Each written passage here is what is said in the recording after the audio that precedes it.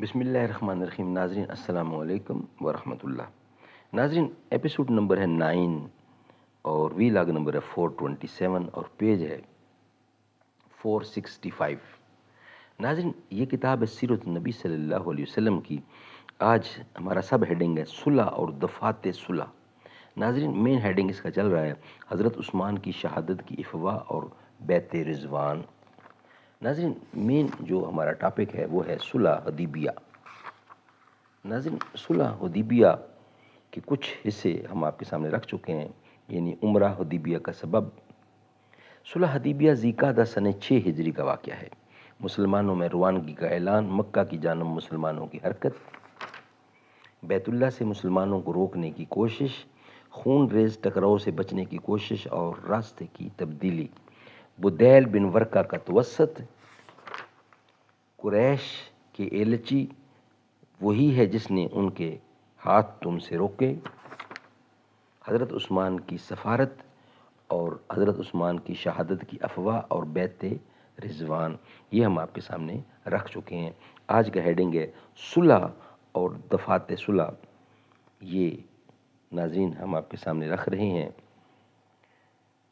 Episode number 9 اور وی log number 427 اور page ہے 465۔ ناظرین اس کتاب کا نام ہے الرحیق المختوم۔ اس کتاب کے رائٹر ہیں مولانا صفی الرحمان مبارک پوری رحمۃ اللہ علیہ۔ سیرت النبی صلی اللہ علیہ وسلم پر دنیا بھر میں اول انعام یافتہ یہ کتاب ہے، جو روزانہ کی بنیاد پر کم از کم ایک ویلاگ آپ تک پہنچانے کی ہم کوشش کرتے ہیں۔ رابطہ عالم اسلامی مکہ مکرمہ کے زیر اہتمام منعقدہ سیرت نگاری کے عالمی مقابلہ میں اول آنے والی عربی کتاب کا اردو ترجمہ ہے یہ۔ بسم اللہ الرحمن الرحیم۔ یسقون من رحیق مختوم، یہ لوگ سرے بمہر شراب پلائے جائیں گے۔ بسم اللہ الرحمن الرحیم۔ قال اللہ تعالی وَإِن تُطِیعُوهُ تَہْتَدُوا، اور اگر اس کی فرما برداری کرو گے تو راہ پاؤ گے۔ سبحان اللہ، سبحان اللہ۔ گرچہ تو زندانی اسباب ہے قلب کو، لیکن ذرا آزاد رکھ، عقل کو تنقید سے فرصت نہیں، عشق پر اعمال کی بنیاد رکھ۔ اے مسلمان ہر گھڑی پیش نظر آیت لا یخلف المیعاد رکھ، یہ لسان العصر کا پیغام ہے، ان وعد اللہ حق یاد رکھ۔ قال اللہ تعالی لقد رضی اللہ عن المؤمنین اذ یبایعونک تحت الشجرہ، 48 کی 18 نمبر آیت۔ اللہ مومنین سے راضی ہوا جب کہ وہ آپ سے درخت کے نیچے بیعت کر رہے تھے۔ اسی بیعت کا نام بیعت رضوان ہے اور اسی کے بارے میں اللہ تعالیٰ نے یہ آیت نازل فرمائی ہے۔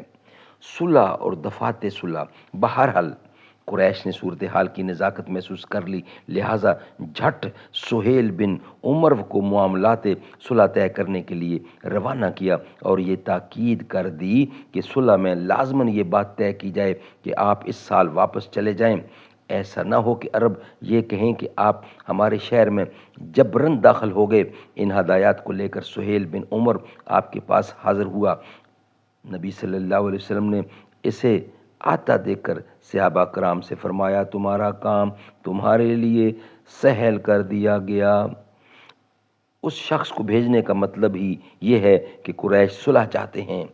سہیل نے آپ کے پاس پہنچ کر دیر تک گفتگو کی اور بالآخر طرفین میں صلح کی دفعات طے ہو گئیں، جو یہ تھیں: نمبر 1،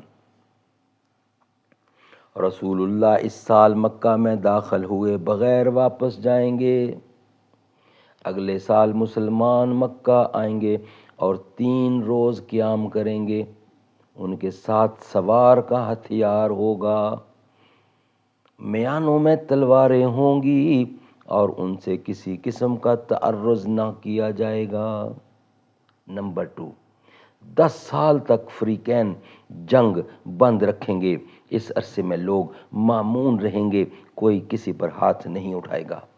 نمبر 3، جو محمد کے عہد و پیمان میں داخل ہونا چاہے داخل ہو سکے گا، اور جو قریش کے عہد و پیمان میں داخل ہونا چاہے داخل ہو سکے گا۔